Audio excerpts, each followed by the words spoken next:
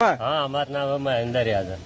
बस के वोट दिला हम तकलीफ उनकी देनी है का ना निरहू के कहाँ है?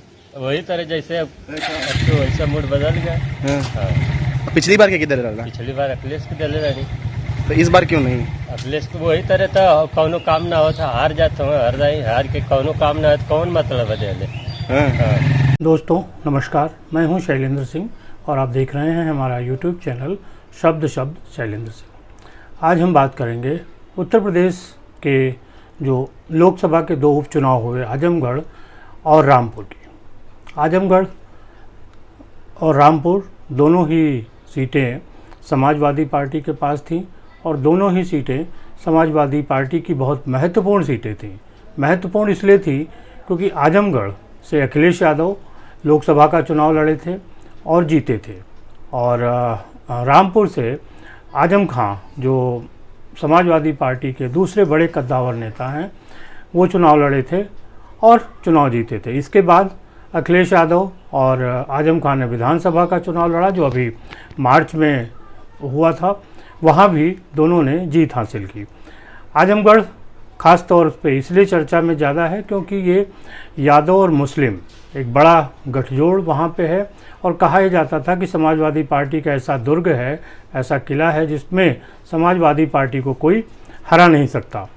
ये अंदेशा ज़रूर था कि जितने वोट अखिलेश यादव को मिले हैं उतने वोट शायद उनके चचेरे भाई धर्मेंद्र यादव को नहीं मिलेंगे, लेकिन मार्जिन भले कम होगा, समाजवादी पार्टी हार जाएगी इस बात की कतई उम्मीद नहीं थी। और रामपुर आजम खां का अवैध दुर्ग कहा जाता है, वहाँ अभी वो विधानसभा के चुनाव जीते, उनके बेटे भी विधानसभा का चुनाव जीते। तो एक तरीके से ये दो समाजवादी पार्टी के बहुत मजबूत किले थे और इन दोनों किलों को उपचुनाव में ध्वस्त कर दिया भारतीय जनता पार्टी ने। आजमगढ़ में भारतीय जनता पार्टी ने दिनेश लाल यादव निरहुआ जो भोजपुरी सिनेमा के स्टार हैं, उन्होंने अपना कैरियर एक गायक के रूप में शुरू किया था और उसके बाद वो अभिनेता बने। अभिनेता बनने के बाद वो आजमगढ़ से चुनाव लड़े और सांसद बन गए। अगर देखा जाए तो दिनेश लाल यादव अकेले ऐसे अभिनेता नहीं हैं भोजपुरी फिल्मों के जो कि राजनीति में आए और सांसद बने। इससे पहले रवि किशन गोरखपुर से सांसद हैं और मनोज तिवारी भी दिल्ली से सांसद रहे, दिल्ली में वो भारतीय जनता पार्टी के प्रदेश अध्यक्ष भी रहे। शुरुआत मनोज तिवारी ने ही की थी, उसके बाद रवि किशन और अब दिनेश लाल यादव। तो ये तीन जो भोजपुरी के स्टार हैं वो आज राजनीति में भी पहुंच चुके हैं। चुनाव जीतने के बाद दिनेश लाल यादव लखनऊ आए। लखनऊ में उन्होंने जो भारतीय जनता पार्टी का शीर्ष नेतृत्व है वो मुख्यमंत्री उत्तर प्रदेश के योगी आदित्यनाथ से उनकी मुलाकात हुई। इसके बाद वो संगठन जो मंत्री संगठन के प्रमुख हैं यहाँ के सुनील बंसल, उनके साथ मुलाकात हुई और तमाम नेताओं के साथ मुलाकात हुई। दिनेश लाल निरहुआ के साथ में जो उनकी सह कलाकार रही हैं आम्रपाली, वो लगातार चुनाव के समय से उनके साथ हैं, चुनाव प्रचार में पूरा साथ रहीं। आज लखनऊ में जब वो भारतीय जनता पार्टी के नेता और तमाम अफसरों से मिल रहे थे, उस समय भी आम्रपाली उन लोगों के साथ थी। दिनेश लाल यादव ने मुख्यमंत्री के साथ साथ उनके जो सलाहकार हैं मृत्युंजय कुमार, उनसे मुलाकात की। उत्तर प्रदेश सरकार के बड़े अफसर अवनीश अवस्थी के साथ मुलाकात की और एक तरीके से उन्होंने ये कहा कि अब मैं आजमगढ़ के लिए जो विकास कार्य हैं उनको कैसे करना है इस बारे में शासन से बात हुई है, सरकार में बात हुई है, और चुनाव जीतने के बाद वो भारतीय जनता पार्टी के नेतृत्व को धन्यवाद भी दे रहे थे। उनके अंदर एक कॉन्फिडेंस दिख रहा था। दिनेश लाल यादव पहले भी लखनऊ आते रहे हैं भोजपुरी अभिनेता के रूप में, लेकिन जो कॉन्फिडेंस आज उनमें देखने को मिला सांसद बनने के बाद वो पहले देखने को नहीं मिल रहा था। जो पूरी तरीके से राजनीतिक वेशभूषा में और राजनीतिक जो कार्यशैली थी उसमें बराबर दिख रहे थे। आम्रपाली दुबे यहाँ उनके साथ थी, मुख्यमंत्री से मिलते समय भी और बाकी लोगों से भेंट मुलाकात करते समय भी। दिनेश लाल यादव ने आजमगढ़ की जनता का शुक्रिया अदा किया, भारतीय जनता पार्टी केंद्र और प्रदेश नेतृत्व का भी शुक्रिया अदा किया। दिनेश लाल यादव की जीत महत्वपूर्ण इसलिए भी है क्योंकि वो पिछली बार भी चुनाव लड़े थे अखिलेश यादव के मुकाबले और हार गए थे। इस बार जब वो चुनाव लड़ रहे थे और उनसे पूछा जा रहा था कि भाई आप कैसे अपनी जीत का भरोसा दिलाते हैं, तो दिनेश लाल यादव ने कहा कि पिछली बार जब हम जनता से मिले थे तो जनता ने कहा था कि वो अखिलेश यादव को वोट देंगे और अगर अखिलेश यादव ने यहाँ सीट छोड़ी तब हम आपको वोट देंगे। तो वही हुआ। इस बार आजमगढ़ की जनता ने दिनेश लाल यादव को वोट दिया और वो सांसद बने। भारतीय जनता पार्टी ने समाजवादी पार्टी के खिलाफ दिनेश लाल यादव को उतारा, उनको जीत मिली। इसमें भारतीय जनता पार्टी संगठन प्रचार, दिनेश लाल यादव का प्रचार, ये सारी चीज़ें तो महत्वपूर्ण हैं ही। उससे भी महत्वपूर्ण जो एक चीज़ है वो समाजवादी पार्टी के नेता अखिलेश यादव का जो व्यवहार रहा है, जो उनका एक रणनीतिक सोच रही है, उसने भी काफ़ी मदद की। 2 उपचुनाव थे आजमगढ़ और रामपुर के। अखिलेश यादव दोनों ही सीटों पर चुनाव प्रचार के लिए नहीं गए। रामपुर की जो सीट थी वो आजम खां के करीबी नेता को दी गई थी, उसमें भी अखिलेश यादव का कोई रोल नहीं था। वो सीट पूरी तौर से आजम खां प्रचार कर रहे थे। आजम खां की ही जीत निश्चित मानी जा रही थी और हार भी आजम खां की ही मानी गई है। अखिलेश यादव जब से आजम खां जेल से बाहर आए थे एक तरीके से उनके दबाव में थे और इसीलिए उन्होंने रामपुर की सीट का पूरा काम आजम खां को सौंप दिया था।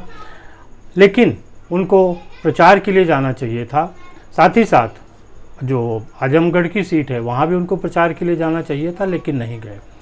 इस बात पे सिर्फ जनता को ही आश्चर्य नहीं है, समाजवादी पार्टी के जो सहयोगी हैं ओम प्रकाश राजभर ने आज लखनऊ में कहा कि हम लोग वहाँ पर प्रचार कर रहे थे और समाजवादी पार्टी के नेता अखिलेश यादव यहाँ एसी कमरे में बैठे हुए थे।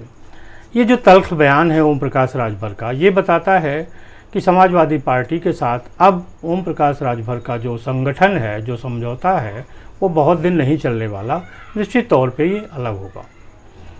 समाजवादी पार्टी के लिए कोई बड़ी बात नहीं थी कि ये अगर 2 उपचुनाव जीत जाते आजमगढ़ और रामपुर, तो उसके खाते में कोई बहुत बढ़ोतरी नहीं होती थी और न भारतीय जनता पार्टी को कोई नुकसान होना था। जीतने के बाद ना ही भारतीय जनता पार्टी को कोई बड़ा फ़ायदा हो रहा है।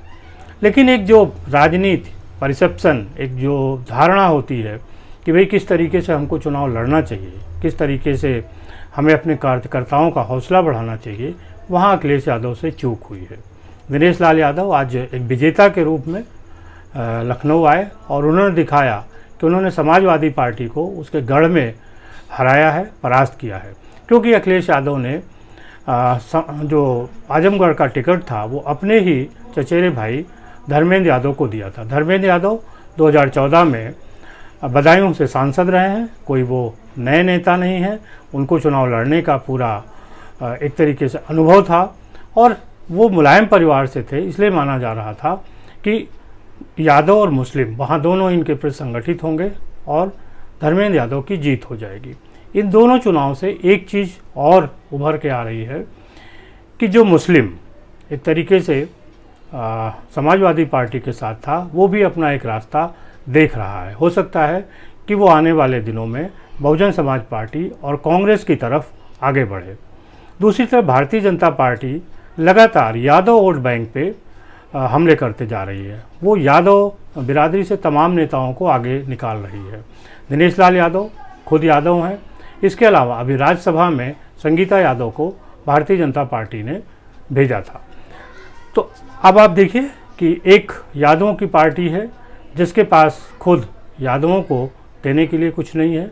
दूसरी तरफ भारतीय जनता पार्टी जिसे पता है कि यादव शायद ही उसके पक्ष में कभी वोट करे, लेकिन इसके बाद भी हर जगह वो उस प्रतिनिधित्व को रखना चाहती है।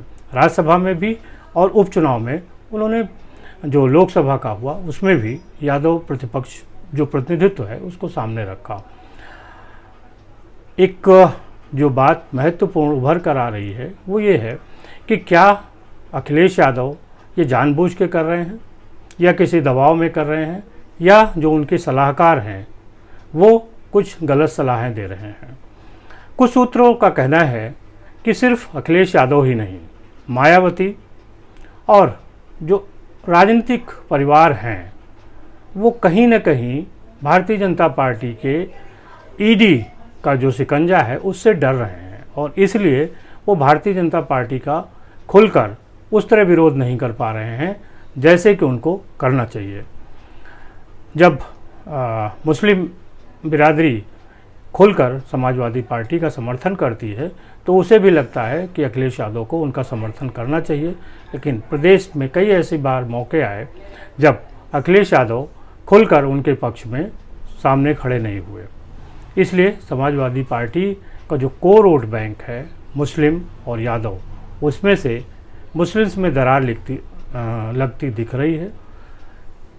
जो आजमगढ़ का चुनाव हुआ वहाँ बहुजन समाज पार्टी का कैंडिडेट लड़ा था और वो तीसरे नंबर पर रहने के बावजूद दूसरे नंबर से काफ़ी कम रहा है। अगर ओम प्रकाश राजभर वहाँ पे समाजवादी पार्टी को साथ नहीं दे रहे होते तो निश्चित तौर पे दलित वोट और अधिक संख्या में बहुजन समाज पार्टी को मिलते और बहुजन समाज पार्टी के कैंडिडेट गुड्डू जमाली दूसरे नंबर पर होते। समाजवादी पार्टी इन दोनों चुनावों को हार चुकी है और हारने का संकेत ये है कि वो गंभीरता से चुनाव लड़ना नहीं चाहती है, गंभीर राजनीति नहीं करना चाहती है। आज के दौर में राजनीति का जो ढांचा था वो बदल गया। पहले होता था कि जब 5 साल बाद नेता क्षेत्रों में जाते थे, चुनाव प्रचार करते थे, लेकिन आज राजनीति 365 दिन 12 महीने 24 घंटे की हो गई है।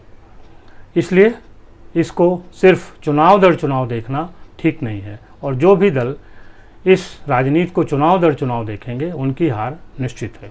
बहुत शुक्रिया, आपने इतना लंबे समय तक हमें देखा। आपको हमारी ये बात कैसी लगी ज़रूर बताइएगा और समाजवादी पार्टी का क्या भविष्य उत्तर प्रदेश में नज़र आता है? क्या समाजवादी पार्टी के नेता भारतीय जनता पार्टी से डर रहे हैं, इस नाते वो सड़कों पर नहीं उतर रहे हैं, या कोई और वजह है? आपको जो भी बात समझ आ रही हो कमेंट बॉक्स में ज़रूर लिखिएगा, जिससे हम आपकी जानकारी को आगे बढ़ा सकें और अपने वीडियो में उसको शामिल कर सकें। जाते जाते एक और अपील, कृपया हमारा जो यूट्यूब चैनल है उसको लाइक सब्सक्राइब करते रहिए और अपने दोस्तों मित्रों नातेदार रिश्तेदारों को फॉरवर्ड करते रहिए। बहुत शुक्रिया, धन्यवाद।